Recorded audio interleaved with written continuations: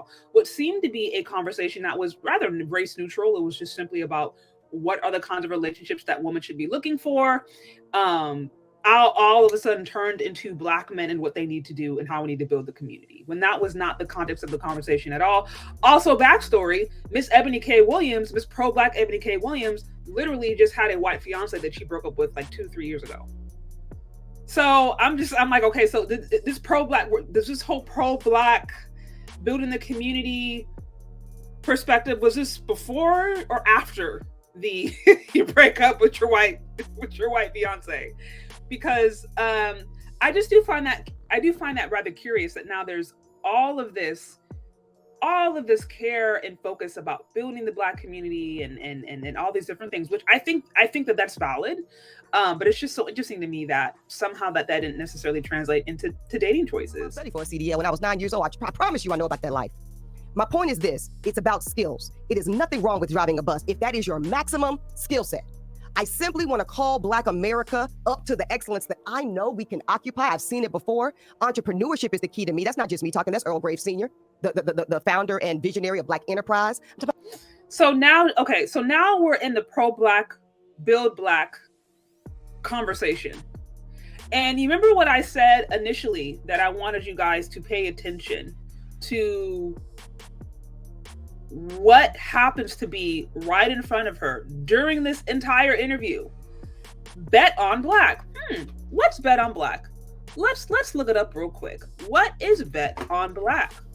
What is that book that she happens to have right in front of her during this interview surrounding this entire controversy? Let's just look really quickly, because this might provide just a little bit of context as to what is perhaps truly driving this conversation. Okay, let's see if we have it on Amazon. It says, journalist, attorney, and star Bravo's The Real Housewife reshapes the cultural landscape of achievement by showing why Black unity is crucial to individual and collective success. Oh, wait, I don't think you guys are seeing this. Okay, let me see this. Sorry. Okay. Eboni K Williams knew that an important part of her mission as a media personality would be to unabashedly place Blackness on a pedestal. And again, look, I have no problem with this. I'm just wondering if she came to this revelation before she decided to date and get engaged to white men, or after. But let's continue. No more, Williams says, proclaiming that the good news about being Black today is that our community has unprecedented access to an array of tools to honor our Blackness, however we see fit, wherever we see fit, whenever we see fit. Bet on Black is thus a call to action for Black people all over the world to adopt a fresh, highly informed mindset that will change lives. She delves into some of the cornerstones of leading a first Black life. You guys, a first class Black life. You guys, this is really what this is what she's about, guys. A first class Black life. Don't let anyone make you their Black sidekick. Carry your Blackness proudly everywhere you go. Subvert stereotypes and do you. Disrupt oppressive power structures. No need to code switch. Show up as you beautifully are. Get together. Black community is invincible when we get together. So, I want you guys to just think about how coincidental it is that she had a conversation about relationships. The whole conversation was just about relationship dynamics. Somehow this conversation now pivots to why Black people need to build wealth, and we need to believe in our community, and we need to, build each other up and talk about being a first class life. And oh, by the way, it just so happens that her first class pro-Black, bet on Black ideology, she just happens to have a book. She just so happens to have a book around the time she just happens to go viral. around dating standards, where she pivots the conversation on dating standards and why she really is pro-Black and she really believes in the well-being of Black men and Black women and the Black community, and wants to see us do better, and wants to see us build generational wealth and build things and buy homes and own and grow our community. And I'm like, hey, you know what?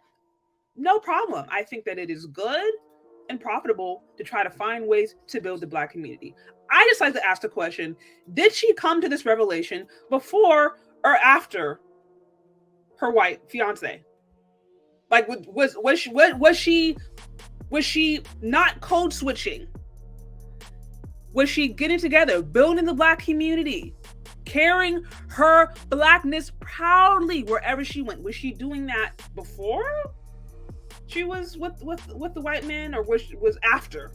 At what point did she come to this revelation? Because see, here's the issue. One of the issues that people have today with they call it the pro-Blacks, which God only, at this point, this has no meaning, but let's just bear with me for a second. One of the issues with the pro-Black space, right, is that it's pretty much become a grift, truthfully. And anytime you see a pro-Black woman specifically, it's like the first thing you have to ask her now is, do you have mixed kids?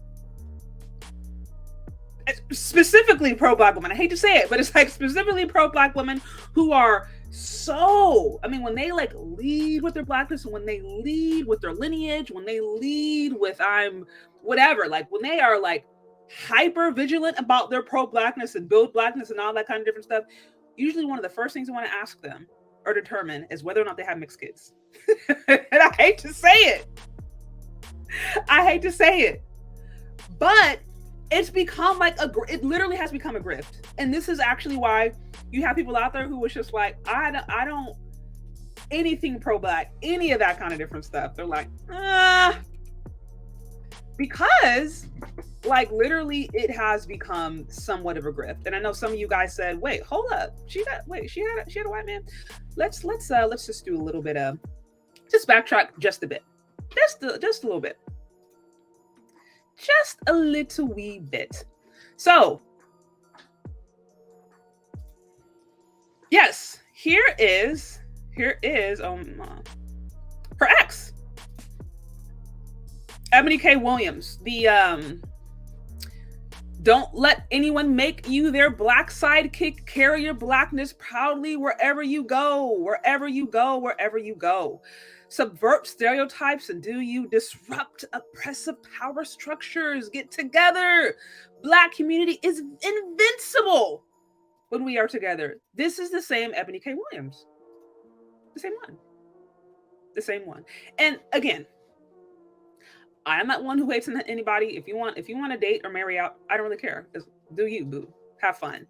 But it is just rather convenient and quite interesting that the same Black woman who just a few days ago was literally shaming Black men, turned around and said, oh, I believe in the empowerment and the betterment and the belief and the potential of Black men.